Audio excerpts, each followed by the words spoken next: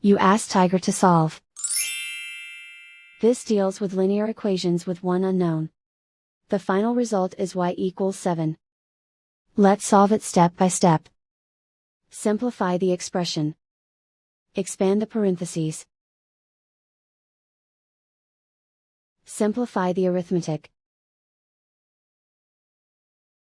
Group like terms. Combine like terms. Group all constants on the right side of the equation. Add 12 to both sides. Simplify the arithmetic.